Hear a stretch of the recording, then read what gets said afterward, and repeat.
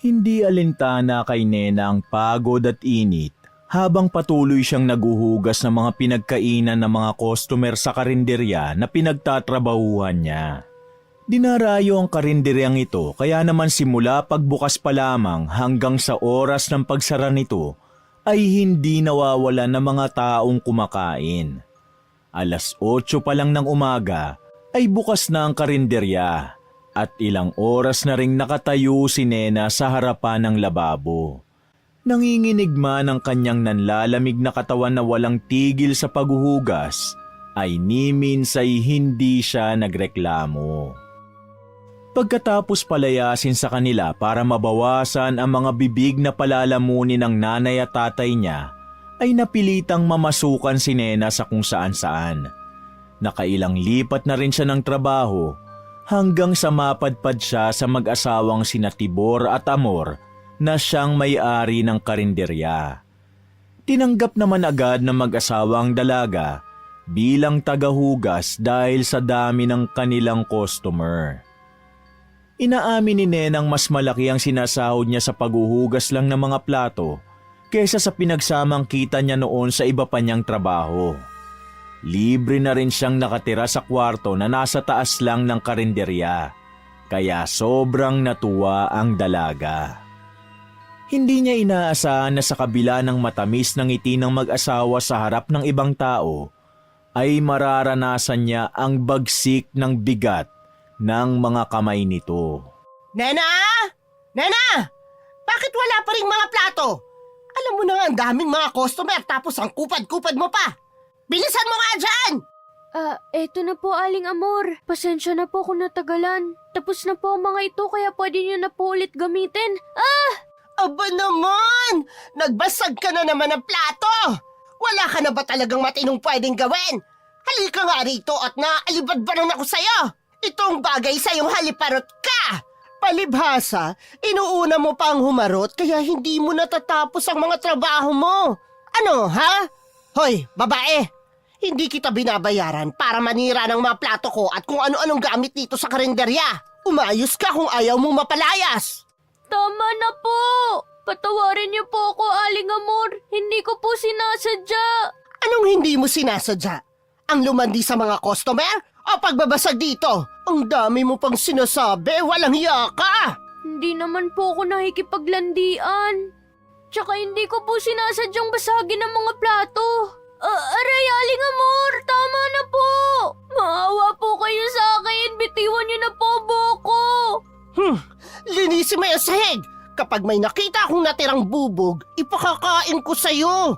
Bilisan mo nga! Tapusin mo na rin yung mga hugasin, wala kang kwenta! Amor, bakit ka naman nagsisisigaw dyan? Naririnig ka ng mga customer sa labas eh. Baka gusto mo magsialisan sila dahil sa ingay niyang bunganga mo. Etong babaeng to ang bagal magtrabaho, ni hindi makapaghugas ang mabilis. Alam naman niyang marami nang nakapila na customer dun sa labas eh. Ano ba naman kasi yan, Nena?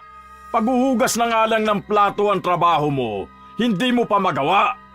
Halika nga rito, lumapit ka! Mang Tibor, hindi ko naman po sinasadya eh. Hindi ko na po ulitin. Gawin mo! Huwag mo sabihin! Halika, lapit! May papakita ako sa'yo. Opo, patawarin niyo po sana ako. Ayan! Sampalin mo kasi, Amor. Ganyan ka dapat magdisiplina. Isang beses na sampal pero nanunuot para hindi niya makalimutan ang ginawa niyang kasalanan. Hindi mo kailangan sumigaw at baka isipin ng mga customer natin abusado tayong amo. Oo nga naman. Sige, sa susunod ganyan ang gagawin ko. Kaya ikaw, Nena, umayos ka kung ayaw mong lumipat yung mukha mo sa likod kapag sinampal kita. Huwag ka kasing makupa dyan. Maraming gustong pumasok dito Kung ayaw mo umayos, pwede ka namin palitan. Opo, pasensya na po kayo. Bibilisan ko na po ang trabaho ko. Yan! Dapat ganyan ang sinasabi mo at siguraduhin mo rin na kaya mong panindigan yung salita mo. Hala, bilis na! Ang aga-aga pa sumasakit ng lalamunan ko sa katangahan mo eh. Halika na sa labas, Amor. Kailangan mo pang harapin ang mga customer. Hindi natin pwedeng paghintayin ng matagal ang mga gutom na gutom nating customer. Oo, Tibor, ako nang bahala. Nena, umayos ka. Hinayaan ni Nenang umiyak ang sarili pagkatapos umalis ng kanyang mga amo. Pilit niyang pinapapaniwala ang sarili na ayos lang ang lahat. Ang mahalaga sa dalaga ay makaipon ng maraming pera para makapagsimula siya ng sarili niyang maliit na negosyo. Sa ilang buwan niyang pagtatrabaho sa mag-asawa, nasanay na siya sa ganitong pagtrato. Pero hindi niya pa rin mapigilang maiyak sa tuwing sinasaktan siya ng mga ito. Maliban na lang sa masasakit na salita at pisikal na pananakit sa kanya, ay wala naman ang iba pang problema si Nena. Tama naman ang sahod na binibigay sa kanya kahit wala siyang day off. Kahit papano ay nakakapagpahinga naman siya kapag maagang nauubo sa mga luto sa karinderya. Pagkatapos masabunutan at masampal ng kanyang mga amo, sinikap ni Nena na hindi na magkamali sa trabaho. Mas binibilisan niya ang paghuhugas at pagpupunas sa mga plato at baso, pati na rin ang mga kutsara at tinidor. Tiniis niya ang pangangalay ng kanyang mga binti at pagkahilo dahil sa gutom. Mahigit 6 na oras na si Nenang naguhugas, pero hindi pa rin siya nakakapagpahinga. Nena, hindi ka pa pwede kumain ng tanghalian. Rush hour pa kaya kailangan mo maghugas ng plato para may magamit ang mga customer. Sasabihan na lang kita dyan kapag pwede ka na kumain. Tsaka Nena, lagyan mo nga ng yelo yung pisngi mo. Ayoko may sabihin ng mga customer kapag nakita nilang namamagayan. Huwag mo kasing painitin ang ulo ko at ng asawa ko kung ayaw mo masaktan. Sige po, pasensya na po talaga. Ayan, ganyan ka lang dapat. Huwag ka nang sasabat-sabat lalo na kay Amor. Opo, Mang Tibor. Hoy Nena, eto pang mga hugasin. Bilisan mo dyan at kailangan ko ng maraming bowl para lagayan ng sabaw. Libre ang sabaw natin dito, kaya maraming nang hihingi. Bilis na! Opo. Nena, baka mamayang hapon ka na lang kumain. Mas lalo kasing dumadami ang mga customer eh. Kaya mo, ipagtatabi kita ng ulam at kanin mo mamaya. Salamat po. O Nena, huwag mong kalimutan linisin ang lababo bago ka kumain mamaya. Magwalis ka rin ng sahig at punasan mo ang mga mesa at upuan. Naku, malaki ang sinasahod mo dito kaya ayoko makarinig ng kahit anong reklamo sa'yo ah. Saka, bumili ka na nga lang pala ng ulam at kanin mo dyan sa labas kasi wala nang natira para sa'yo. Ah, ha? Pero sabi po ni Mang Tibor. Wala na nga. Binigay ko na dun sa mga huling pumunta dito para kumain eh. Alam nga naman na hindi ko sila pakainin. Gutom na ang mga yon at galing pa sa malayo. O eto, iyon na ang 20 na to. Bumili ka na lang ng 10 pisong kanin at ulam mo dyan sa mga kalapit karinderya. Siguradong marami pa silang natitirang pagkain. Dahil sa atin halos lahat ng mga customer pumupunta eh. Oo nga. Naku, pasalamat nga sila dahil doon ka na sa kanila bibili. Ala, bilisan mo na dyan at uuwi na kami. Tsaka huwag mong kalimutan na magsara ng karinderya. Mamayang madaling araw nandito na kami ulit para maghanda ng lulutuin. Huwag mo rin susubukan na pumasok dun sa bodega. Malilintikan ka talaga. Naiintindihan mo naman siguro na ayaw namin magkaproblema sa mga sangkap na ginagamit namin sa pagluluto. Lalo na yung mga karne. Kaya bawal ka dun sa bodega. Maliwanag? Opo, naiintindihan ko po. Bawal ka sa bodega. Yan ang mahigpit na palaging bilin ng mga amo ni Nena sa kanya. Minsan na ring nagtaka si Nena kung bakit gano'n na lang siya pagbawalan ng mga ito, pero hindi na lang niya masyadong inisip yon. Natatakot ang dalaga na baka kung ano pa ang gawin sa kanya ng mga amo kapag sinubukan niyang suwayin ang mga ito. Kaya hindi niya na inisip pa kung ano nga ba talaga ang laman ng bodegang yun. 3:00 ng madaling araw ay naalimpungatan si Nena. Marahan siyang umupo habang iniinda ang pananakit ng kanyang katawan. Kinusot ng dalaga ang kanyang mga mata bago tumayo at tignan kung dumating na ba ang mga amo niya. Pagkababa ni Nena ay bumungad sa kanya ang malansang amoy ng dugo. Agad siyang napatakip ng bibig, sabay atras. Oh, Nena, gising ka na pala. Kararating lang namin dala ang sariwang karne na gagamitin mamaya sa mga lulutuin. Magandang umaga po, Mang Tibor. May maitutulong po ba ako? Mas makakatulong ka kapag bumalik ka na lang sa pagtulog mo. Maaga pa naman kaya magpahinga ka na muna. Kami na ang bahala ni Amor dito. Gigisingin ka na lang namin mamaya kapag maghahanda na para magbukas ng karinderya. Ha? Talaga po? Naku, maraming salamat po. Inaantok pa nga rin po ako Di umalis ka na dito, matulog ka na ulit. Kung ayaw mo na matulog ka na lang habang buhay at tuluyang hindi magising. Opo, salamat po. Tawagin niyo na lang po ako kung kailangan niyo ng tulong. Sige, huwag ka munang bababa rito kapag hindi ka pa tinatawag ha. Maliwanag ba? Sige po, pahinga lang po ako. Pagkatapos siyang payagan ng mga among magpahinga, ay nakatulog pa ng ilang oras si Nena. Sa sobrang pagod niya, ay kulang pa rin ang kanyang pahinga. Pero naisip niyang mas mabuti na yung nakakatulog pa siya kesa hindi na talaga. 7:00 ng umaga nang may kumatok sa pinto ni Nena. Agad naman siyang nagising at bumangon. 1 oras bago magbukas ang karinderya, ay tumutulong si Nena para hugasan ang mga palanggana at balde na pinaglagyan ng karne na gamit sa mga putahe na niluto ng kanyang mga amo. Pagkatapos niyang maghugas ng mga yon, ay sunod naman niyang huhugasan ng mga kaldero para makapagluto pa ng ibang putahe ang kanyang amo. Nilagang karne ng baka ang pinakamabenta sa kanilang karinderya. Pero hindi rin nagpapahuli ang dinuguan na laman loob ng baboy na sinunda naman ng adobo, afritada, kaldereta at menudo. Kakaiba ang timpla ng mga luto ni Mang Tibor, kaya hindi na nagtataka si Nena kung bakit dinarayo talaga ang kanilang karinderya. Hindi rin tinitipid sa mga sangkap ang mga putahe nila sa karinderya. Nakitang-kita naman sa laki ng mga hiwa ng mga karne. Nena, heto na ang first batch ng mga pinagkainan ng mga customer. Hugasan mo na agad para hindi ka na matambakan dyan. Opo, Aling Amor. Tsaka nandyan na naman yung kalandian mo. Naku, Nena, pag talaga nahuli kitang nakikipag-usap na naman sa lalaking yon, habang nasa trabaho ka pa ay mag-asawang sampay talagang aabutin mo sa akin. Kaya umayos ka. Ho? Wala naman po akong kalandian, Aling Amor. Sino po bang tinutukoy niyo? Che! Anong wala? Ano naman sa tingin mo ang ginagawa niyang si Ernesto?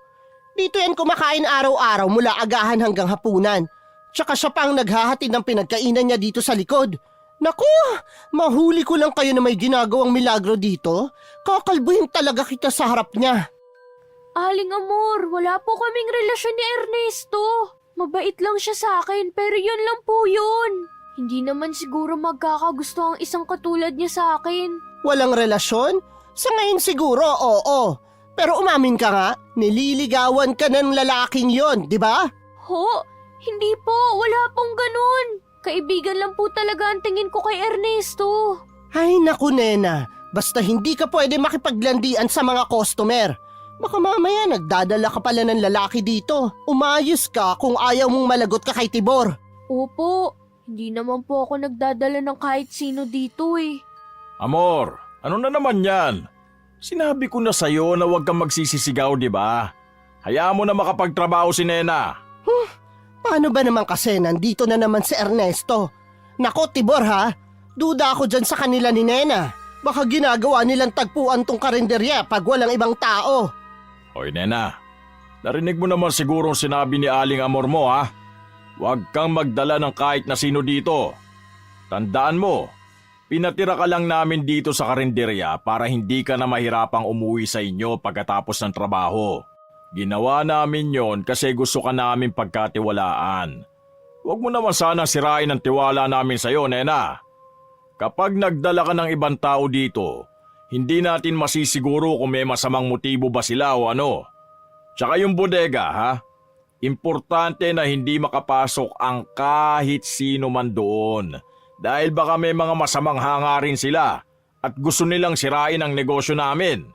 Pangako, Mang Tibor, wala akong dinadala na kahit sino dito. Tsaka wala din po akong balak gawin yun. At hindi rin po ako lumalapit sa bodega. Aba, dapat lang, no?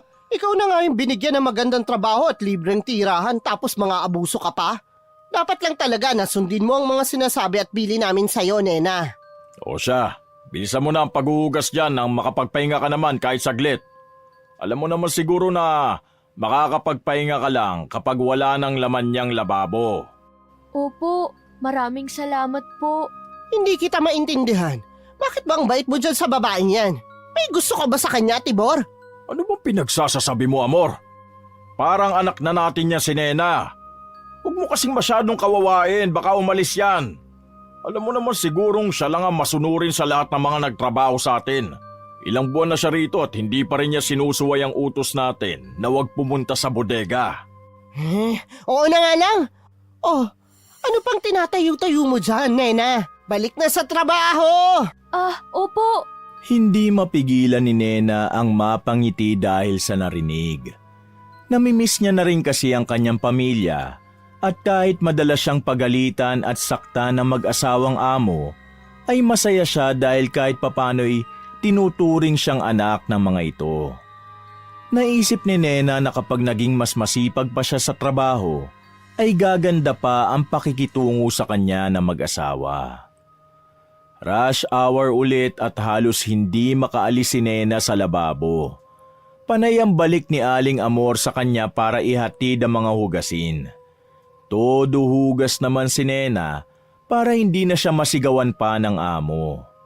Nasa kalagitnaan ng dalaga ng trabaho nang may bumulaga sa kanya. Sa gulat ay nabitiwan niya ang hawak na baso. Ay, palaka! Ernesto, bakit nandito ka? May kailangan ka ba? Nena, gusto mo ba tulungan na kita dyan? Mukhang marami kang hugasin Marami rin kasing customer Wag na Ernesto. Baka pagalitan pa ako ni Aling Amor Tsaka tignan mo nga nakabasag tuloy ako ng baso.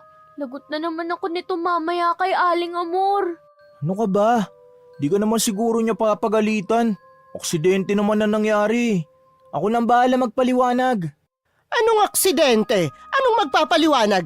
Nena! Sinasabi ko na nga ba nakikipaglandian ka na naman sa customer! Aling Amor, mali po kayo nang iniisip. Wala po kaming ginagawa. Hindi ka talaga nagtatanda. Sinabi ko na sa'yo, di ba? Bawal ka makipaglandian sa customer. Ikaw, Nena ka! Aling Amor, hindi naman sinasadya ni Nene. Tsaka wala po siyang kasalanan. Nagulat lang po siya nang dumating ako kaya nabitiwan niya yung baso. Huwag niyo naman pong saktan si Nena. Ganon. Ikaw palang may kasalanan di bayaran mo tong baso? Alam mo namang may trabaho yan dito tapos mang-iistorbo ka pa. Ernesto, ano bang pinunta mo dito? Kumain o painitin ang ulo ko? Umalis ka na nga kung tapos ka na kumain. Palagi ka na lang naman humihingi ng sabaw. Grabe naman po kayo makapagsalita. Alis na po ako. Pero huwag niyo nang saktan si Nena.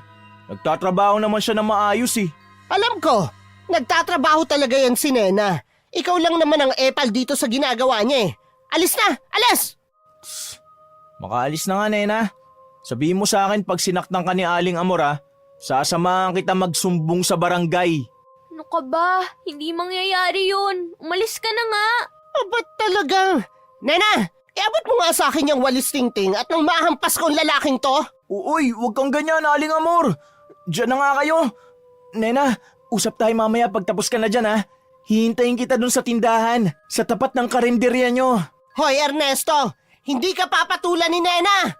Naku, nanggigigil ako sa lalaking yun. At ikaw naman, bakit mo hinahayaan na pumunta siya rito? Di ba bawal ang kahit na sino dito sa likod? Tayong tatlo lang ng mga tibor mo ang pwede dito. Hindi ko naman po siya pinapunta rito Bigla na lang siyang dumating kaya nagulat din ako. Kung hindi mo sana siya kinakausap dati pa, di hindi ka rin niya pagtutuunan ng pansin. Palibasa, may bala ka rin na makipagkerengkeng sa lalaking yun Maghanap ka naman ng matinong lalaki, Nena. Galing ka na nga sa hirap tapos papatol ka pa sa tambay. Palamunin lang din yan. Amor! Amor! Ano ba kanina pa kita tinatawag Bakit diyan ka na naman nag-iingay kay Nena?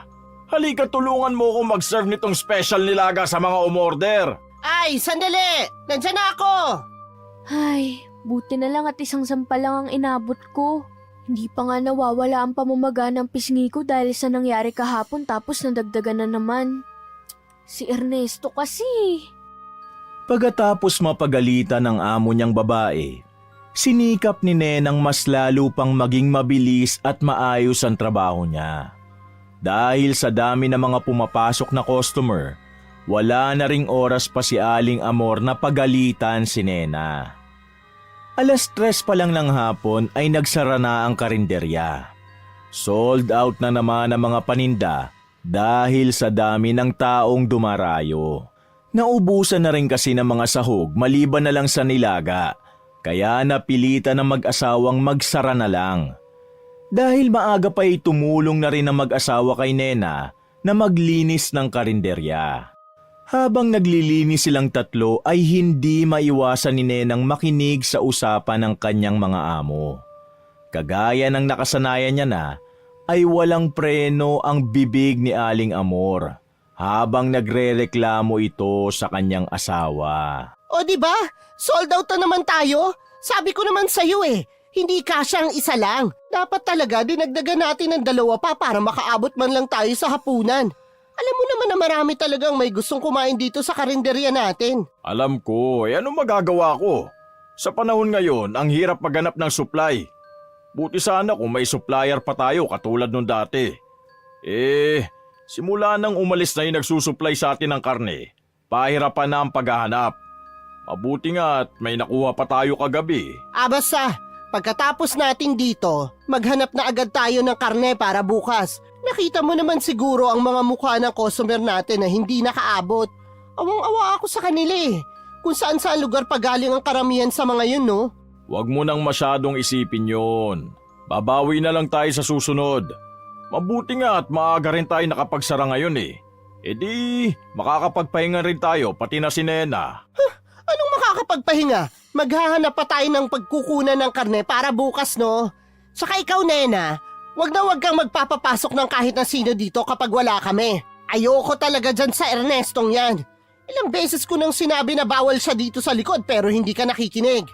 Nena, wala namang problema sa amin kung makipagrelasyon ka kahit kanino dyan. Hindi ka namin pipigilan.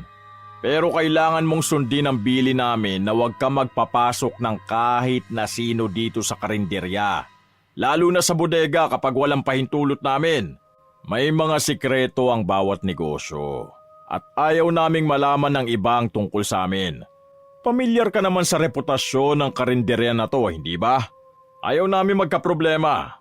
Kaya mas mabuti kung makikinig ka sa mga bili namin. Opo, Mang Tibor, Aling Amor.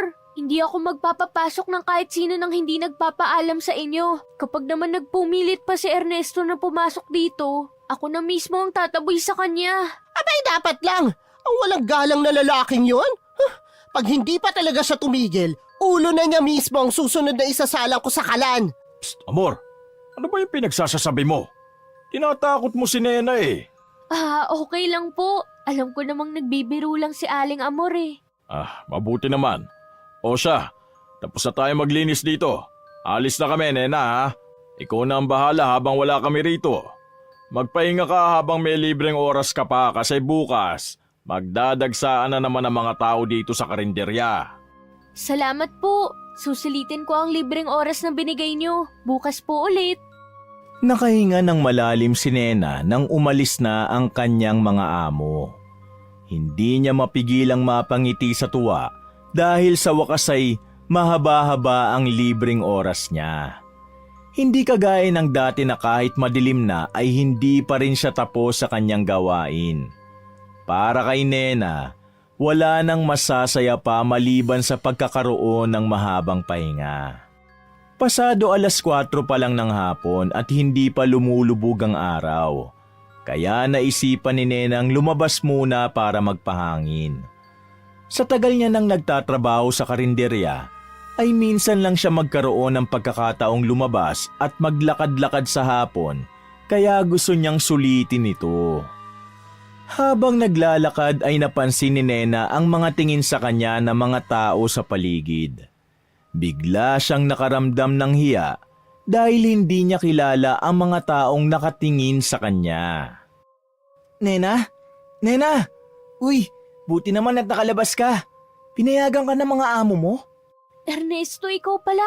Umalis na sila Mang Tibor at Aling Amor. Maaga kasi kami nagsara. Kaya ito, naisip ko na magpahangin muna. Ganun ba? Mabuti naman. Mas malaya tayo makakapag-usap kapag dito sa labas eh. Kumusta na pala yung pisngi mo? Hindi na ba sumasakit? Ah, ito ba? Ayos lang. Di naman kalakasan yung sampal ni Aling Amor kanina. Nena, madalas ka bang saktan ng mga amo mo? Naku, kung ako sa'yo, umalis ka na lang dyan sa kanila. Siguro naman may iba ka pang mapagtatrabahuhan.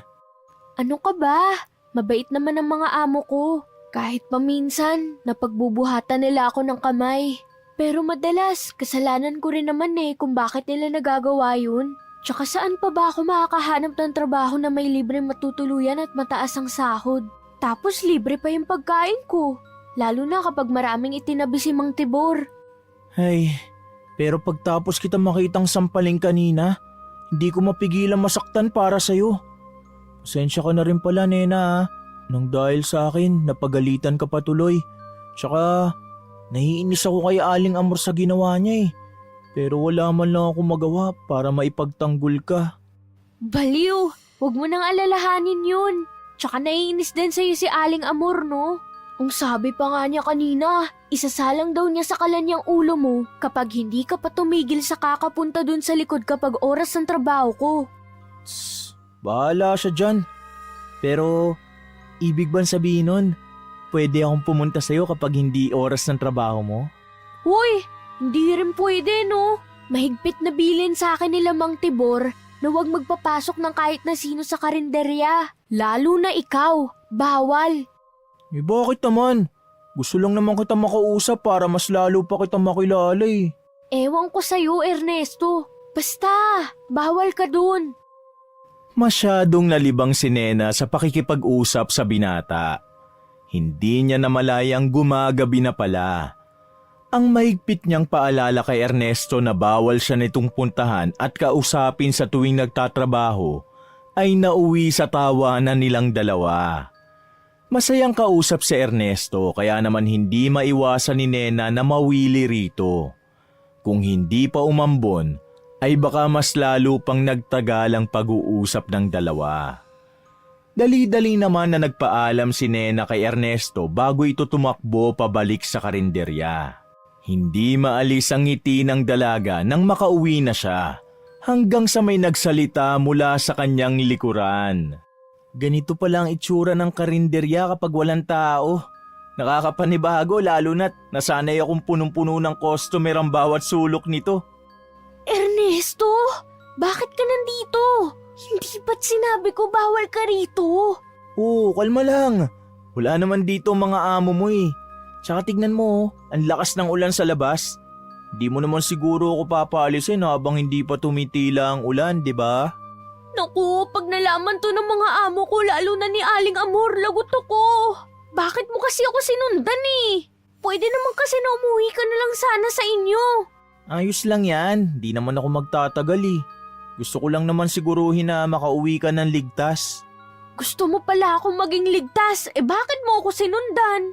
Baka mapatay pa ako ni Aling Amor kapag nalaman niya.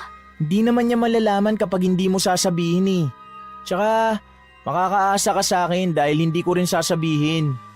Ano, ayos ka na ba? Basta, wag mo na ako ulit susundan dito. Umalis ka na kapag hindi na umuulan Oo na, ikaw naman. Parang hindi tayo magkakilala. Gusto lang naman kita makasama pa May sinasabi ka ba? Wala. Kinakausap ko lang ang sarili ko. Oo nga pala, Nena. Hindi ka ba natatakot pag mag-isa ka lang dito? Huh? Bakit naman ako matatakot? Wala naman sigurong manloloob dito, no? Tsaka wala naman sila makukuha rito. Nakikita mo naman, walang kalaman-laman itong karinderya ngayon. Wala nga, pero nandito ka naman. Hindi mo pa ba nababalitaan? Maraming nawawala ngayon. Nung isang araw nga may nawawala na naman bata sa kabilang baryo. Ilang beses na rin yun nangyari. At kahit nakaronda na ang mga tanod sa gabi, hindi pa rin tumitigil ang pagkawala ng mga bata. Yung iba nga ang sabi pa ng magulang nila, nasa kwarto lang naman at natutulog nang huli nilang nakita bago nawala. Tinatakot mo lang ako eh. Tumigil ka nga dyan, Ernesto. Hindi totoo yung sinasabi ko. Kaya nga nag-aalala ako sa'yo kasi mag-isa ka lang dito. Paano na lang kung ikaw nang isusunod ng mga nangunguha ng bata? Hindi naman siguro. Tsaka hindi naman na ako bata. Hindi tayo nakakasiguro. Kung pwede nga lang na samahan kita palagi. Hay nako. Ernesto, sinabi ko naman sa'yo, di ba? Bawal ka rito. O siya, mukhang hindi naman na umuulan. Ambon na lang yan, kaya pwede ka nang umuwi sa inyo. Tsaka huwag kang mag-alala. Ikakandado ko naman yung mga pinto at bintana dito eh. Sige na, umuwi ka na. Basta, huwag kang magdadalawang isip na sumigaw kapag kailangan mo ng tulong ha. Nasa tabi lang naman yung bahay namin eh. Magkalapit lang tayo. Ha? Diyan ka nakatira sa katabing bahay? Oo, hindi ko ba nasabi dati? Sa katunayan nga magkatapat lang yung bintana natin. Kung gusto mo ng kausap, mag-aagis ka lang ng bato sa bintana ako. Baliw. Bahala ka nga dyan. Di ko gagawin yan, no? Oh, uwi ka na. Baka mamaya may makakita pa sa'yong galing ka dito. Machismis pa tayo.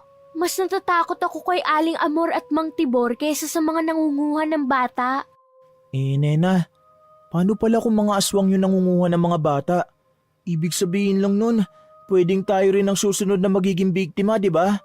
Kaya mag-iingat ka rito lalo na kung mag-isa ka lang. Aswang? Naniniwala ka sa aswang, Ernesto? Hindi naman siguro totoo yun. Dati ko pa naririnig ang mga kwento tungkol sa mga aswang na yan eh. Pero wala naman talagang nangyayari, di ba? Hindi tayo nakakasiguro. Mas mabuti na yung handa tayo kahit anong oras. Kaya ikaw rin, Nena, magdoble ingat ka. Lalo na dyan sa mga amo mo. Alam mo ba, pang-ilan ka na sa mga nagtrabaho sa kanila. Di ko lang alam kung ano mga nangyayari sa mga naunang nag-apply dito. Marahil umalis na para maghanap ng ibang trabaho. Pero sabi naman ng iba, baka raw na biktima ng aswang. Nawala rin kasi sila na parang bula. Sige alis na ako. Mag-iingat ka. Palipat-lipat ng posisyon si Nena sa kanyang pang-isahang kama. Pero hindi pa rin siya dinadalaw ng antok. Laman pa rin ang isipan niya ang mga sinabi ni Ernesto bago ito umalis. Hindi man niya masyadong iniisip ang tungkol sa mga nawawalang bata at aswang. Pero tumatak naman sa isipan ni Nena ang tungkol sa mga dating nagtatrabaho sa mag-asawa niyang amo. Naisip ni Nena na baka kagaya niya'y pinagbubuhatan din ng kamay ng mag-asawa ang mga dati nilang katulong sa karinderya. Hindi malayong naglaya sa mga ito nang walang paalam dahil minsan na rin niyang naisip na umalis. Pero dahil wala rin siyang ibang mapuntahan sapagkat hindi na siya pwedeng umuwi sa kanila, tiniis na lang ni Nena ang pananakit sa kanya ng mga amo. Marahil ay hindi alam ng iba katulad na lang ni Ernesto ang buong kwento. Kaya nasabi nilang naglaho na parang bula ang mga ito. Lagpas hating gabi na at hindi pa rin makatulog si Nena. Napamulat siya ng mga mata matapos siyang makarinig ng ingay mula sa baba. Maingat na bumaba sa kama si Nena at dahan-dahan niyang binuksan ang pinto ng kanyang kwarto. Marahan siyang bumaba sa hagdan na gawa sa kahoy para silipin kung dumating na nga ang kanyang mga amo. Madilim ang paligid dahil hindi binuksan ng mga ito ang ilaw. Aminado naman si Nena na mga amo nga niyang pumasok dahil naamoy niya ang pamilyar na malansang amoy na marahil ay galing sa karne na dala nila. Halalagot! Hindi pa ako nakakatulog pero nandito na sila. Aga naman yata nila. Siguro marami silang nakuhang supply ng karne kaya agad silang pumunta rito para ihanda ang mga lulutuin mamaya. Tiba-tiba na naman tayo nito, Tibor. Mabuti na lang at marami pa rin pasaway ng mga bata. Kung hindi nga pasaway ang mga to, hindi tayo makakahuli ng marami. Marami naman mga pakalat-kalat dyan sa labas. Pero wala pa rin makakatalo sa karne ng mga bata. Kakaibang lasa nito at malayo pa sa sakit. Samantalang ang karne naman ng matatanda ay matigas na at minsan may kung ano-ano pang dalang sakit. Ikaw naman kasi, sino bang nagsabi sa'yo dati na kumuha ka ng supply ng mga babae na nagtatrabaho sa club? Malamang madudumi na ang katawan ng mga yon. Swerte na lang kung walang sakit ang madampot natin. Pero itong mga bata, siguradong sariwa at maganda ang lasa, hilaw man o luto. Oo nga, pero marami ng tanod ang lumalabas sa gabi. Kaya mahirap na at baka mahuli tayo. Kaya nga, kailangan maghanap na tayo ng supply sa ibang lugar. At hindi lang dito sa kalapit baryo natin. Kung wala talaga tayong mahanap, baka pwede na rin ang matatanda dyan sa tabi-tabi. Palalambutin lang ng matagal ang karne nila. May ilan pa sa bahay, pwede nang pang-emergency ang mga yon. Habang naghahanap tayo ng mapagkukunan sa ibang lugar. O sige, yan ang gawin natin. Tulungan mo na akong buhatin tong isa sa kanila.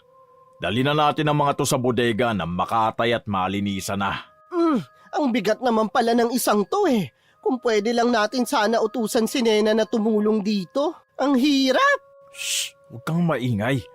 Tulog pa si Nena kaya hayaan mo na muna siya makapagpahinga.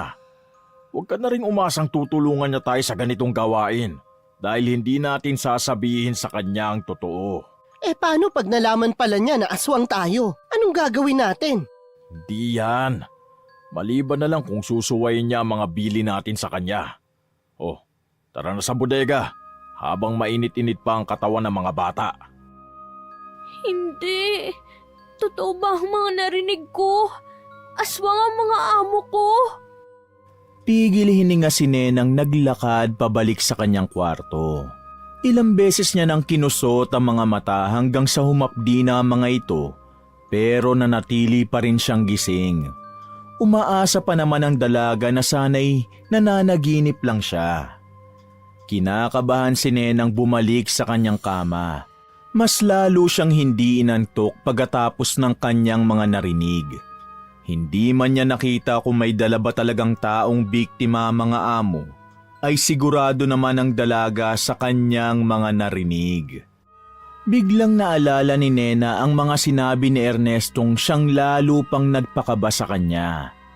Paulit-ulit niya ring narinig ang boses ng mga amo sa isipan na nagsasabing bawal siya sa bodega. Sa wakas ay napagtanto niya ang ibig sabihin ng mga ito at kung bakit bawal siya roon. Nanginginig ang mga kamay na nagtalukbong ng kumot si Nena. Tinakpan niya ang magkabilang tenga at mariin na pumikit. Naisip niyang maswerte pa siya dahil hindi siya ang kinakatay ng mga amo. Gusto mang umiyak ng malakas ng dalaga, ay kinimkim na lamang niya ang nararamdaman hanggang sa makatulog siya na nanginginig pa rin ang katawan sa sobrang takot. Nena! Nena! Gumising ka na! Nena! Ano ba naman yan? Anong oras na Kakupad mo naman! Sandali po. Heto na po, gising na po ako. Hoy! Anong oras na? Maya-maya magbubukas na tayo tapos hindi ka pa nakaligo? Ano? May ginawa ka kahapon Bakit pa antok na antok ka? Ano po kasi, nahirapan po ako makatulog kagabi. Hindi ko rin po alam kung bakit. Ano pang hinihintay mo dyan? Mag-ayos ka na at marami ka pang hugasan ng mga kaldero. Nakakuha kami ni Mang Tibor mo ng maraming supply kagabi. Kaya marami na naman siyang lulutuin ngayon. Dapat umayos ka para hindi na kailangan maghintay ng mga customer ng matagal para makakuha ng plato na gagamitin. Dali na! Opo. Nena, ugasan mo na rin yung malaking kaldero ha. Diyan ako magluluto ng espesyal na dinuguan. Tapos na akong maghugas at maghiwa ng mga laman loob na gagamitin. Kaya tamang-tama lang ang gising mo. Bilisan mo lang kasi baka mamaya mag-ingay na naman si Amor. Alam mo naman na ayoko na maingay dito sa kusina. Sige po. Matagal na rin simula nung nakatikim ka ng luto kong dinuguan Marami-rami ang lulutuin ko ngayon kaya kung gusto mo, ipagtatabi kita. Ha? Wag na po. Hindi naman po ako mahilig sa ganyan eh. Aba, hindi ka ba nasasarapan sa luto ko, Nena? Hindi naman po sa ganun. Ano po ba? Laman loob po ba ng baboy yan? Ay, oo naman. Ano pa ba sa tingin mo? Salamat na lang po. Nagda-diet po kasi ako kaya magugulay na lang muna ako ngayon. Ano ka ba? Ang payat mo na nga tapos magda-diet ka pa. Mas bagay sa'yo kapag malaman ka. Kaya huwag ka na mahiya. Ipagtatabi kita ng ulam para matikman mo naman ang specialty ko. Hindi na natapos ni Nenang pakinggan ang sinasabi ng amo at agad na siyang tumakbo sa likod para magsuka. Maluha-luha ang mga mata niya habang pinupunasan ang gilid ng kanyang bibig. Hindi niya lubos maisip na karne ng tao ang ginagamit ng mga amo sa mga niluluto nila. Pero kagaya ng inaasahan niya, hindi naman aamin ang mga ito. Biglang nakaramdam ng awa at konsensya si Nena sa mga taong dumadayo sa karinderya na mag-asawa. Gusto man niyang sabihin ang totoo sa mga ito, ay nakasisiguro siyang walang maniniwala. Hindi niya rin alam kung kaya ba niyang panagutan ang gagawin niya kung sakaling magsusumbong siya sa mga otoridad. Nena, anong tinutunga-tunga mo dyan? Hindi ba't inuutusan ka ni Mang Tibor mo na maglinis ng kaldero? Isa pa talaga, mapipingot na kita. Napipiko na talaga ako dyan sa katamaran mo, ha? Umayos ka! Opo, sandali lang po. Huhugasan ko na po yung kaldero. Pagkatapos mo dyan, isunod mo na rin itong mga nakatambak na hugasin dito sa lababo. Bumili ko ng bagong plato, 3 dosena yan. Hugasan mo na rin para madagdagan ng mga ginagamit natin. Sige po, Aling Amor. Ako na po ang bahala sa mga hugasin. Aba syempre, trabaho mo yan. O siya, ako nang magpupuna sa mga mesa at mag-aayos ng mga upuan. Pagkatapos mo dyan, tulungan mo rin ako dito. Naririnig mo ba ako, Nena? Opo, Aling Amor. Oh, Nena. Tapos na ba ang pinapahugasan ko sa yung kaldero? Nakahanda na lahat ng lulutuin ko. Kailangan ko na lang yung kaldero. Eto na po, Mang Tibor. Kakatapos ko lang. Nena, sa susunod pakibilisan mo pa kasi marami nakapila na gawain O siya, tapusin mo na yung pinapahugasan sa ni Aling Amor mo.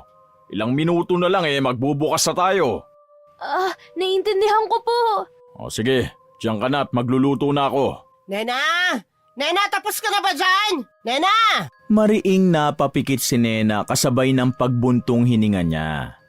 Tahimik niyang sinunod lahat ng utos sa kanya ng mga amo. Sa dami ng pinapagawa sa kanya, ay halos wala na siyang pagkakataon na isipin pa ang ibang bagay, katulad na lang ng kanyang natuklasan tungkol sa mag-asawa.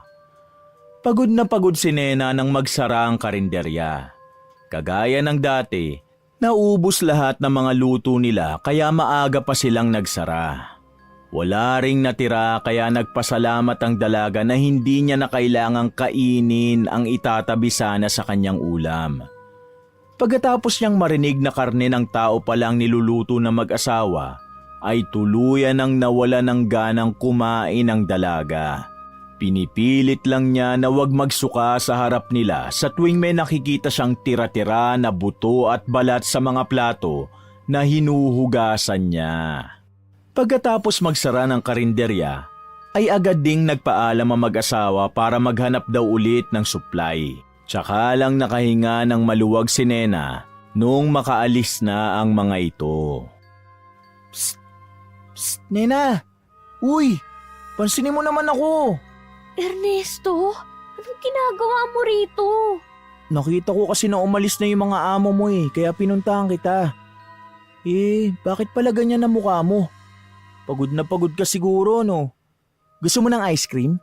Salamat na lang pero wala akong gana Tsaka, hindi pa ako nakakakain ng maayos. Kaya baka sumakit lang ang tiyan ko dyan sa ice cream. Anong hindi ka pa nakakain? Hindi ka ba pinapakain nila Aling Amor? Pambihira. Pagkain na yung binibenta nyo tapos gutom ka?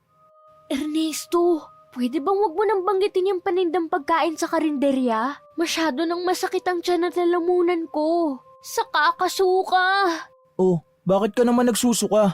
Huwag mo sabihin panis yung pagkain na binibigay sa'yo ng mga amo mo. Hindi.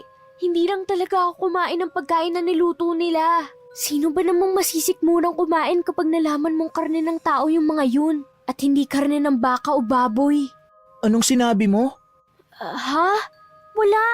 Ano bang narinig mong sinabi ko? Sinabi mo karne ng tao ang niluluto nila sa karinderya. Anong ibig mo sabihin? Wala yun, no? Baka na mali ka lang ng dinig. Umalis ka na nga. Hindi. Alam ko yung narinig ko, Nena. Bakit mo nasabi yun? May nangyari ba?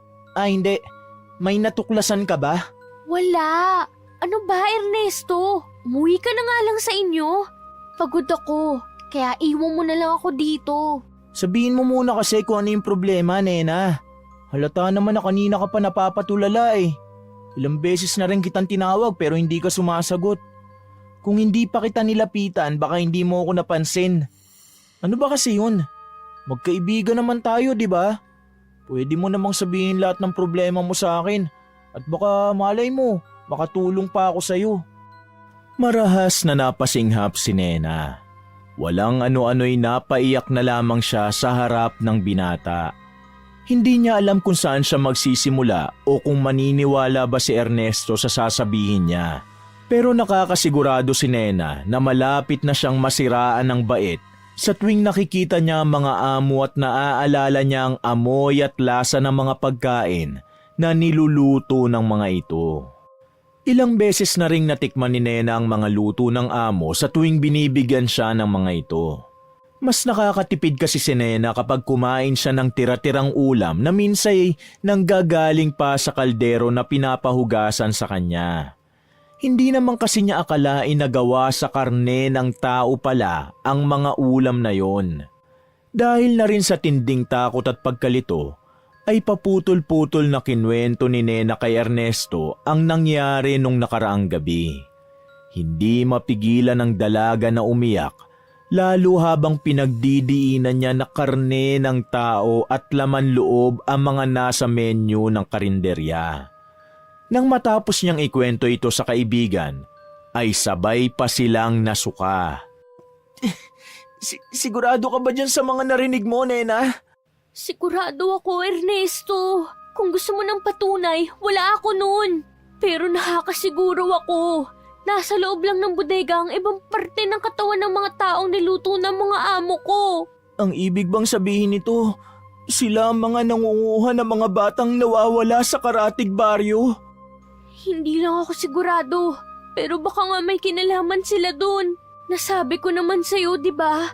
Tuwing madaling araw o hating gabi sila pumupunta rito.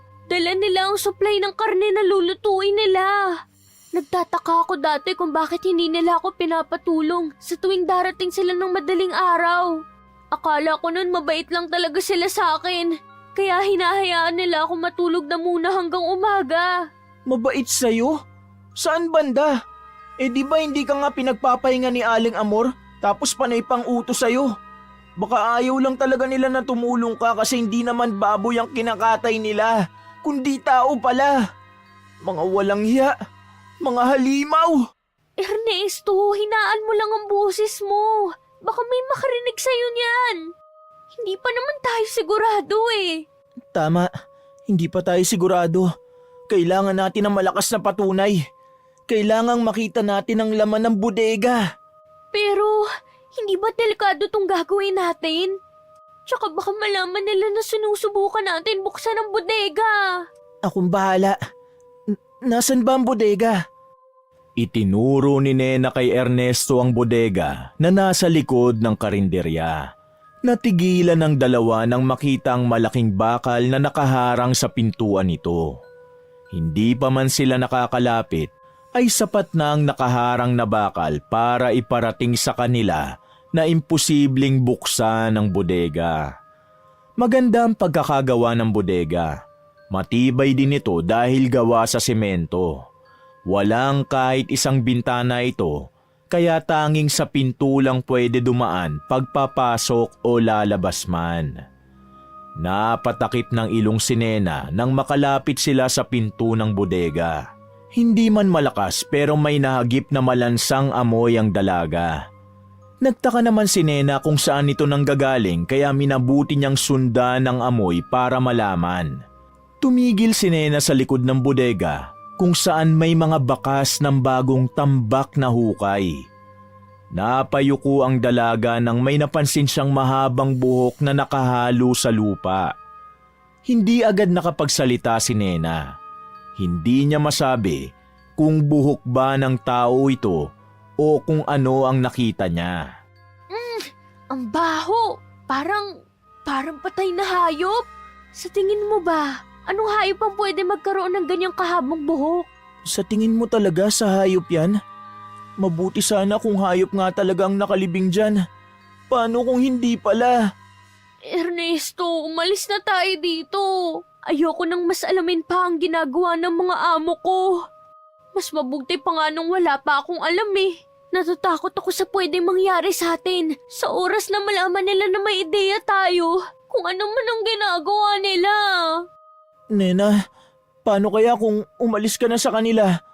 Kapag umalis ka na dito, ako na ang bahala magpatawag sa mga pulis para mag-imbestiga. Hindi mo naman kailangan madamay pa eh. Ano sa tingin mo? Sinabi ko na sa'yo, Ernesto. Wala na akong babalikan. Hindi ko alam kung anong mangyayari sa akin kapag umuwi ako sa amin. Hindi ko rin alam kung papaalisin ako basta-basta ng mga amo ko. At mas lalong ayoko na madamay ka pagkatapos kong sabihin sa'yo lahat ng nalalaman ko. Pero hindi ka ligtas. Sa tingin mo ba, hahayaan ka na lang nila sa oras na mapagtanto ng mga amo mo na alam mo na ang totoo nilang pagkatao? Malabo rin na papaalisin ka nila ng ligtas dito, Nena. Naalala mo naman sigurong sinabi ko tungkol sa mga dating nagtatrabaho dito sa karinderya, di ba? Naglaho sila na parang bula at ayoko na mangyari rin yun sa'yo, Nena. Paano kung naglayas lang sila? Paano kung hindi lang sila nagpaalam at umalis na lang kasi ayaw na nilang magtrabaho rito? Baka naman hindi lang nila kinaya ang trato ng mag-asawa sa kanila kaya nagsialisan sila, Ernesto. Paano naman kung isa na pala sila sa mga nakalibing dito sa kinatatayuan natin? Ha, Nena? Paano kung gawin din sa'yo ng mag-asawang ginawa nila sa mga dating katulong nila at mga naging biktima? Hindi ako papayag na mangyari yun sa'yo, Nena. Kaya sundin mo ang payo ko na umalis ka na rito habang may pagkakataon ka pa. Pero, paano pala kung mali lang ako? Paano kung hindi naman pala totoo yung iniisip natin tungkol sa kanila?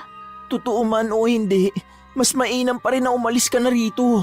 Ayokong mabalitaan na lang na nawala ka na rin. Tapos ikaw na palang nasa loob ng bodega na yan. O di kaya, ang nakalibing dito. Basta, umalis na muna tayo rito at tumidilim na. Tsaka Ernesto, huwag mong ipagsabi sa iba ang tungkol sa sinabi ko ha. Hindi pa naman tayo nakakasiguro eh. Wala ka pa rin balak na umalis dito? Nena, hindi ka ligtas sa kamay ng mag-asawang yun. Kung gusto mo, sa amin ka nalang matulog. Ano sa tingin mo? Huwag na, dito na lang ako. Hindi naman siguro sa akin gagawin ni Mang Tibor at Aling Amor yun kapag nakatikom lang ang bibig ko. Tsaka hindi pa rin tayo nakakasiguro. Baka nagkamali lang din ako ng narinig kagabi. O sige, sabihin na natin na baka nga nagkamali ka lang ng dinig. Pero hanggat hindi natin nakikita ang laman ng bodega, hindi talaga natin malalaman ang totoo. Salamat pa rin dahil naniwala ka sa mga sinabi ko. Kahit na wala naman akong sapat na patunay. Siyempre naman, kaibigan kita eh. Basta, ipangako mo sa akin na aalis ka dito kapag nanganganib na ang buhay mo. Gagawin ko rin lahat ng makakaya ko para malaman ang buong katotohanan. Ayokong mapahama ka, Nena. Ayoko rin na mapahamak ka. Kaya sana huwag kang padalos-dalos sa mga desisyon mo, Ernesto. Huwag kang mag-alala. Kapag talaga aalis na ako rito, ikaw ang una kong pagsasabihan. Sige, mag-iingat ka. Sinasabi ko sa'yo, batuin mo lang ang bintana na katapat ng bintana mo sa taas at pagbubuksan agad kita. Nagtawanan na lang ang dalawa sa sinabi ni Ernesto. Kaya nabawasan kahit kaunti ang pangamba nila. Matapos ang pag-uusap nilang yon, ay umalis na rin ang binata. Naiwan si Nena na agad namang pumunta sa kanyang kwarto para magpahinga na. Siniguro ni Nena na nakakandado ang pinto niya bago siya matulog. Hindi kagaya nung nakaraang gabi, agad na nakatulog si Nena dahil sa matinding pagod. Pilit man niyang nilalabanan ng antok ay wala siyang nagawa rito. Nanaig ang pagod niya sa katawan, kaya naman kahit marami siyang iniisip, ay nakatulog pa rin ang dalaga. Pagsapit ng madaling araw ay muling nagising si Nena sa pamilyar na ingay sa baba.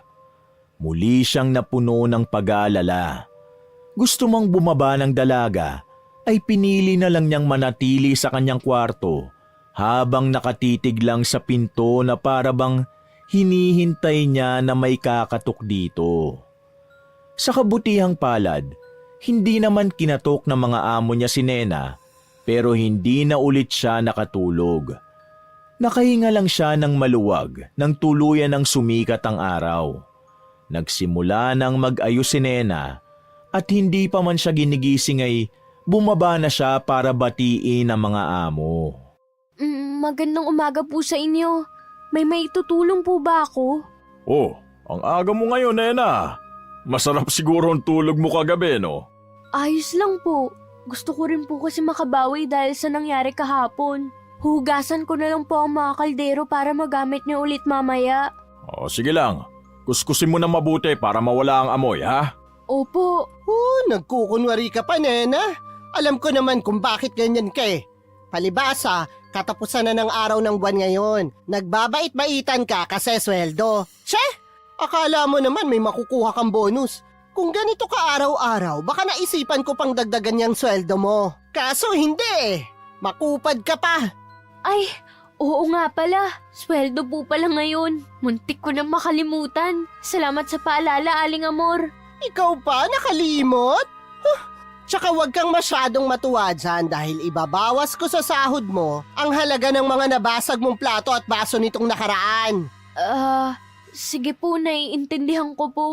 Ay nako, Amor. Hayaan mo na nga na gawin ni Nena ang trabaho niya.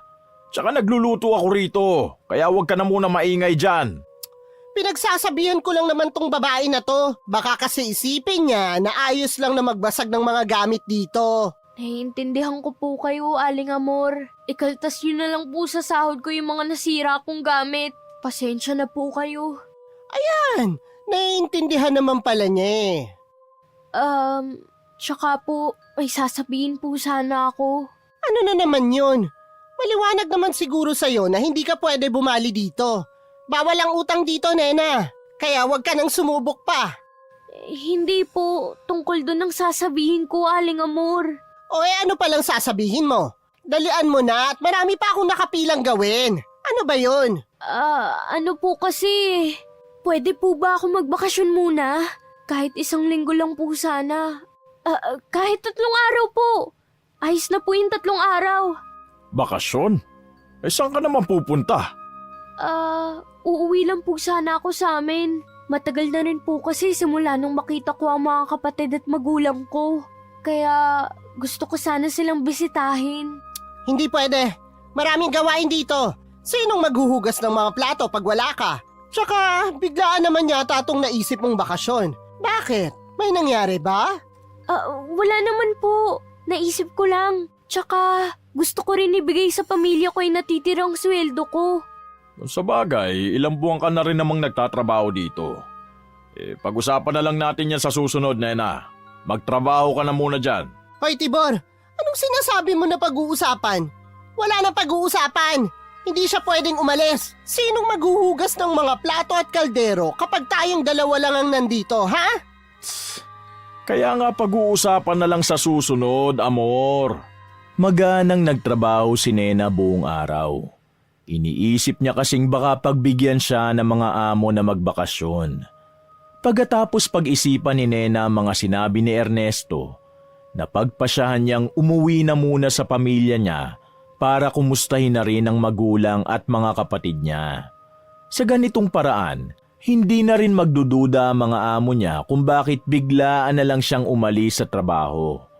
Wala na ring balak bumalik pa si Nena sa oras na makaalis siya. Hindi man niya pinapakita sa mga amo, ay natatakot si Nena sa pwede nilang gawin sa kanya. Aminado siya na hindi malayong gawin siyang sisig ng mga amo niya dahil madalas maimbierna sa kanya si Aling Amor. Pero kahit na ganon, naisip ni Nenang magpanggap na lang na walang alam, lalo pa at wala siyang matatakbuhan kapag siya na ang target ng mag-asawa. 5:00 na ng hapon nang magsara ang karinderya. Marami rin naman ang dumayo para kumain, pero hindi katulad nung mga nakaraang araw. Malakas kasi ang ulan, kaya rin hindi nakapunta ang iba pang mga suking customer. Nena, halika rito. Oh, ito na pala ang sahod mo ngayong buwan ha. Nakapag-usap na rin kami ng asawa ko. Naibawas na niya ang halaga ng mga nabasag mo na plato at baso. Salamat po, Mang Tibor, Aling Amor. Mag-iingat na po talaga ako para sa susunod ay hindi na mabasag ang mga gamit niyo. Dapat lang talaga, Nena. Baka sa susunod wala ka ng sahurin kahit piso.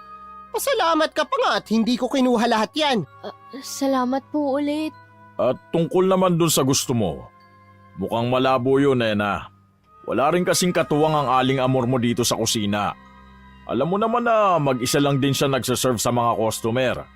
Kapag umalis ka, siya rin ang maghuhugas sa mga pinagkainan ng customer dito. At hindi niya makakayanang gawin ang lahat ng yun. Ganun po ba? Kung gusto mo talaga magbakasyon, kailangan munang makahanap tayo ng pansamantalang ipapalit sa'yo. Pero hindi ka pwede magtagal doon, Nena. Teka, malayo ba yung sa inyo? Kung hindi naman masyado, baka pwede na rin yung 3 araw lang na bakasyon. Tapos bumalik ka rin agad. Ihahatid at susunduin ka na lang namin. Aha? Ay, nakakahiya naman po sa inyo. Tsaka malayo pa po yung sa amin eh. Hindi nyo na po ako kailangan ihatid. Bakit? Wala ka na bang balak bumalik dito? Dati naman ayos lang sa'yo na walang bakasyon. Tapos ngayon biglang gusto mo na? Nakakapagduda lang kasi, Nena. Mukhang gusto mo lang yatang umalis dito sa amin eh.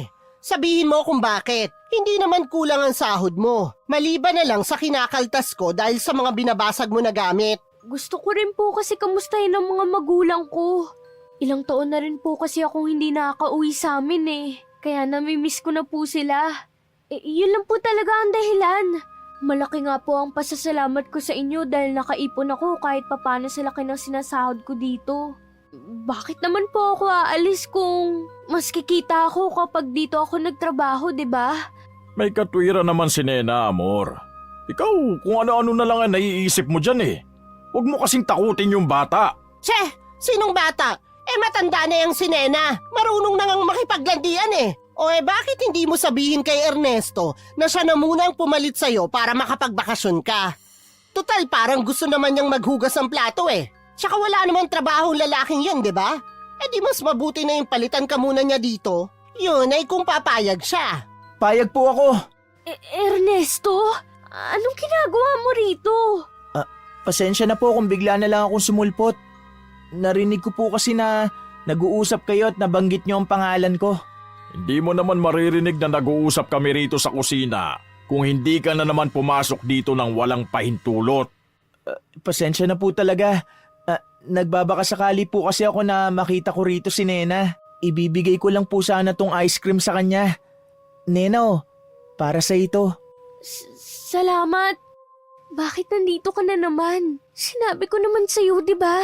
Hindi ka pwede rito. Gusto lang naman kitang kamustahin eh. Sinasabi ko na nga be. Pumupunta yung lalaking yan dito kapag wala tayo, Tibor. Kailan nyo pa ginagawa to, ha, Nena? Oho, ngayon lang po siya pumunta rito. Nena, alam mo namang ayoko sa lahat ng sinungaling. Pero sige, maniniwala ako sa'yo ngayon. Tungkol naman sa pagbabakasyon mo, papayag lang ako kapag may papalit nga sa'yo. Ako na lang po muna nga ang papalit kay Nena. Ano po ba ang kailangan kong gawin? Bago pa man mapigilan ni Nena si Ernesto, ay pumayag na ang mag-asawa. Ipinaliwanag ni Aling Amor ang mga dapat gawin ni Ernesto, habang si Mang Tibor naman ay mahigpit na pinagbili na ng binata sa mga bawal nitong gawin. Bago pa umuwi ang mag-asawa, ay kinausap nilang mag-isa si Ernesto. At inutusan naman si Nena na mag-ayos na ng mga gamit nito para sa pag-uwi. Hindi alam ng dalaga ang pinag-usapan ng tatlo. Nagulat na lang siya nang kumatok si Aling Amor sa kanyang kwarto at sinabing umatras si Ernesto at ayaw na nitong magtrabaho. Nakaramdam naman ng lungkot si Nena pero hindi niya rin masisisi si Ernesto. Bagsak ang mga balikat ni Nena na humiga na lang sa kama at umiyak. Makalipas ang ilang oras ay nagising si Nena. Hindi niya namalayan na nakatulog pala siya habang umiiyak. Nakaramdam siya ng pangangati sa lalamunan, kaya naisipan niyang bumaba para kumuha ng malamig na tubig. Mag-aalas 11 pa lang ng gabi nang tingnan ni Nena ang orasan. Babalik na sana siya sa taas pagkatapos niyang uminom nang mapansin niyang nakabukas ang ilaw sa likod ng karinderya. Biglang nakaramdam ng kaba si Nena, kaya dali-dali siyang lumabas para tignan kung nariyan pa ang truck ng mag-asawa. Nagulat siya nang makitang nakaparada pa nga sa labas ng karinderya ang sasakyan ng mga amo niya. Muling bumalik si Nena sa loob at tahimik naman na naglakad papunta sa likod. Napapigil siya ng hininga na mapagtantong bahagyang nakabukas ang pintuan ng bodega. Nanlaki ang mga mata ni Nena nang sumilip siya sa loob ng bodega. Sino bang mag-aakala na mismo pagkain na ang lalapit sa atin, Tibor? Sa wakas, makakapagpahinga rin ako ngayong gabi. Hindi na natin kailangan pa pumunta sa kung saan-saan para maghanap ng kakatayin. Salamat sa ambag mo ha, Ernesto. Mga walang iya kayo! Mamamatay tao! Aswang! Sino naman na nagsabi sa'yong pwede ka magingay? Pasalamat ka't may natitira pang karne para sa mga lulutuin ko bukas. Kundi, baka kanina pa kita kinatay ng buhay. Oh, hindi pa rin natin siya kakatayin? Tibor naman. Akala ko ba hindi muna tayo uuwi kasi kakatayin na natin yan. Mamaya baka makatakas pa at magsumbong yan, ikaw din. Makakatakas pa ba to kung putol na ang mga binti niya? Ano, Ernesto? Sabihin mo ang totoo. Paano mo nalaman na aswang kami, ha? Sino-sino pa ang ibang nakakaalam tungkol dito? Ha? Wala akong sasabihin sa inyo! Ang sakit! Wala ka palang sasabihin ha? Si Nena, alam ba niyang tungkol sa amin? Engot yon at walang alam. Maliban na lang kung sinabi mo. Wag! Huwag niyong putulin ang binti ko! Maawa kayo! Sagutin mo muna ang tanong namin. Sino pa ang nakakaalam tungkol dito? Ha? Aray! Walang alam si Nena! Ako lang po ang nakakaalam! Wala nang iba! Mabuti naman kung ganon. E di ikaw lang ang kailangan namin hulihin. Tsaka dahil tamad ka at walang silbi, wala rin sigurong maghahanap sa'yo kapag nawala ka, di ba? Tibor, putulin mo ng mga binti niya nang makauwi na tayo. Pagod ako at gusto kong magpahinga. Malaki naman yung katawan ni Ernesto. Baka pwede na sa nilaga at iba pang putahe sa susunod na araw. Hindi pa naman siya ganun katanda. Kaya hindi tayo mahihirapan na magpalambot ng karne niya. O sige, napapagod na rin ako sa buong maghapon na pagluluto eh. Iabot mo sa akin yung itak nang maputol ko na ang mga binti nito. Takpa mo rin yung bibig niya ha. Ayokong makarinig ng sigaw kapag nagtatrabaho ako. Sandali, kukuha lang ako ng pantakip sa bibig. Teka, bakit nakabukas yung pinto ng bodega? Nena? Pakawalan niyo si Ernesto! Pakawalan niyo siya! Nena, kanina ka pa ba dyan? Hindi ka ba marunong sumunod sa mga bilin? Bawal ka rito! Bakit? Dahil ba dito niyo dinadala ang mga biktima niyo? Pati ba naman si Ernesto? Pakawalan niyo siya! Walang yakang babae ka? Halika rito! Tibor, hulihin mo si Nena! Kailangan patayin na rin siya! Nena! Takbo, Nena! Tumakbo ka! Ernesto! Hayaan mo na ako, Nena! Tumakbo ka na at tumingi ka ng tulong! Iligtas mo ang sarili mo! Maluha-luhang tumakbo si Nena palayo sa bodega. Nagpapasalamat siya at hindi niya tuluyang sinara ang pintuan sa harap ng karinderya. Humarurot ng takbo si Nena palabas sa kalsada habang humahabol naman sa kanya ang mag-asawa. Nagkasira-sira na ang suot na tsinelas ng dalaga pero hindi pa rin siya tumitigil sa pagtakbo. Habang tumatakbo siya para iligtas ang sarili sa kapahamakan, ay hindi makalimutan ni Nena ang mga nakita niya sa loob ng bodega. Maliban kay Ernestong nakatali at nakahiga sa mesa na nasa gitna ng kwarto, ay nakasabit din sa dingding ang mga putol na ulo ng mga naging biktima ng mag-asawa. Alam ni Nenang kahit anong paliwanag pa ang gawin nila Aling Amor at Mang Tibor, ay hindi na nila maitatago ang patong-patong na krimen na kanilang ginawa. Nena! Bumalik ka rito! Hindi! Ayoko! Mga aswang kayo! Mamamatay tao! Amor, kailangan na natin bumalik. May mga tao sa unahan. Kailangan natin balikan si Ernesto. Hindi pwede, Tibor! Kailangan muna natin hulihin si Nena! Paano kung makapagsumbong siya? Walang maniniwala sa kanya kung walang ebidensya. Kaya kailangan natin bumalik sa bodega para linisin ang mga magagamit laban sa atin. Hindi ko palalampasin ang pagkakataong ito! Tulong! Tulong! Saklolo! Aswang! May aswang dito! Talaga ba, Nena? Papatayin kitang babae ka! Bumalik ka rito! Tulong! Tulungan niyo ako! May aswang! May aswang dito! Dahil sa malakas na sigaw ni Nena, nagsilapitan ang grupo ng kalalakihan na nagiinuman sa kanto. Pinuntahan nila ang dalaga na hinahabol na mag-asawa. Agad naman na umatras sina Aling Amor at Mang Tibor nang makita nilang may mga palapit ng mga tao. Si Nena naman ay nagmakaawa na sundan ng kalalakihan ng dalawa na bumalik sa karinderya. Naluluhang ipinaliwanag ni Nena ang mga nangyari at sinikap nitong kumbinsihin ang mga tao na aswang ang mag-asawang may-ari ng karinderya. Dahil nga sa kalasingan ay naging hati ang opinyon ng mga kalalakihan.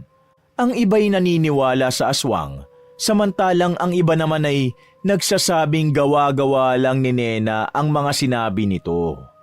Sa huli, pumayag din ang mga ito at sinundan nila ang dalaga papunta sa karinderya. Nagsilabasan din ang ibang tao sa kani-kanilang bahay matapos marinig ang malalakas na sigaw ni Nena. Kasama ang kapitan ng baryo ay nagsipunta sila sa karinderya ng mag-asawang aswang. Naabutan pa ni Nena ang sasakyan sa labas ng karinderya kaya naisip niyang hindi pa nakakaalis ang mag-asawa. Pero sa kabila ng lahat, nakapanlulumong senaryo ang inabutan ng dalaga sa bodega. Walang awang pinagkakagat ni Mang Tibor at Aling Amor ang putol na binti ni Ernestong nakatali pa rin sa metal na mesa. Ernesto! Nandito na ako! Humingi ako ng tulong! Ernesto! Ernesto! Huli na ang lahat, Nena. Kinain na namin ang buhay si Ernesto! Tulong! Tulungan natin si Ernesto! Hindi mo na maibabalik pa ang binti ng kaibigan mo, Nena. Ito ang kabayaran sa ginawa mong pagsira ng buhay namin. Hindi! Tigilan niyo yan! Huwag niyong kainin ang kaibigan ko! Nena! Tulong! Tulungan mo ako! Kinabukasan, naging usap-usapan ang tungkol sa nangyari sa karinderya. Hindi pa rin magawang tumigil ni Nena sa kaiiyak dahil sa sinapit ng kanyang kaibigan. Matapos maaktuhan ng mga sumama kay Nena ang pangyayari sa bodega ng karinderya, ay pinagtulungan ng lahat ang mag-asawa. Itinakbo rin agad si Ernesto sa ospital at agad namang naagapan ito. Yun nga lang, hindi na maibabalik ang nawalang binti nito na kinain na ng mag-asawa. Sa tulong naman ng lokal na otoridad, ay agad na hinuli sina Amor at Tibor. Dinala rin ang mga ito sa mental institution para ipatingin sa mga eksperto habang inoobserbahan pa ang kalagayan nila. Pagkatapos ng mga nangyari, hindi pa rin kumbinsido ang lahat na aswang ang mag-asawa. May naniniwala pa rin na may sakit lang ang mga ito sa kaisipan, kaya nila nagawa ang mga bagay na yun. Samantala, karamihan sa mga nakasaksi ay kumbinsidong aswang talaga ang mag-asawa. Malaki ang pasasalamat ng mga pamilya ng biktima na mag-asawa kay Nena dahil sa wakas ay nasagot na rin ang mga katanungan nila tungkol sa mga nawawalang kaanak. Pero para kay Nena, si Ernesto ang totoong bayani. Nagsisisi rin si Nena dahil hindi niya natulungan agad ang kaibigan. Nang magising na si Ernesto, ay agad itong binisita ni Nena sa ospital. Mapait na ngiti ang sumilay sa mga labi ni Nena habang nakatingin sa kaibigang si Ernesto na nakatulala lang.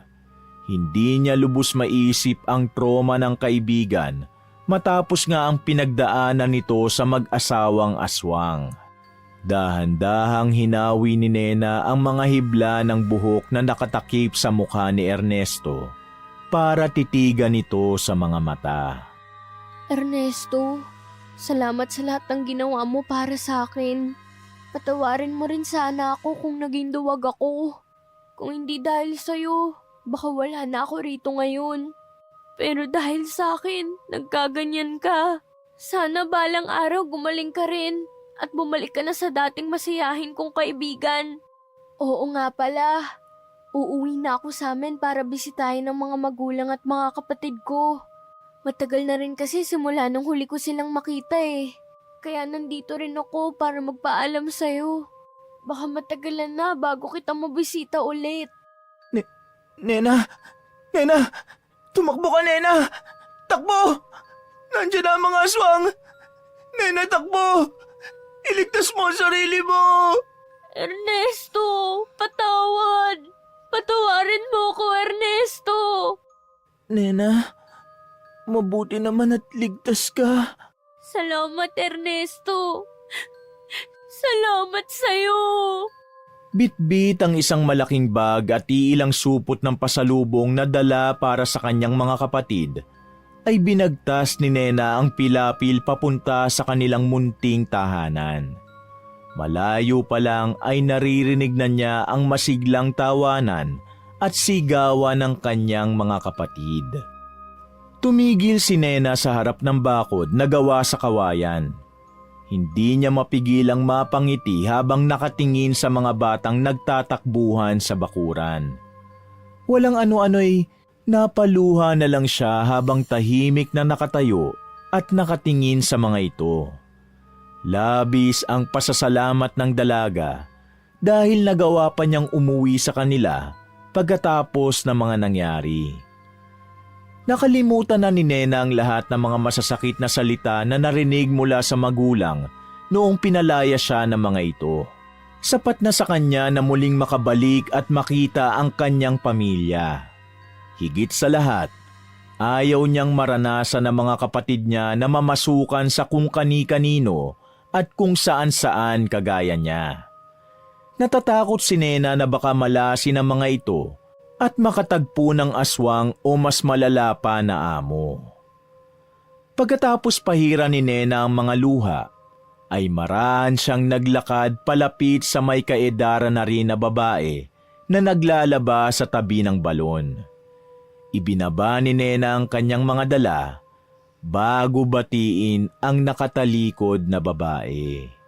Nay, nakabalik na po ako! Wakas! Mga kapatid, naiibigan niyo ba ang ating kwento? Maraming salamat ha. Kung hilig niyo rin ang mga kwentong pag-ibig, pakisuportahan naman ang isa ko pang channel, ang Mr. Love Tagalog Story. At pakicomment na rin kung taga saan kayo, para naman alam ko kung hanggang saan umaabot ang mga kwento ko. Salamat uli! Hindi alintan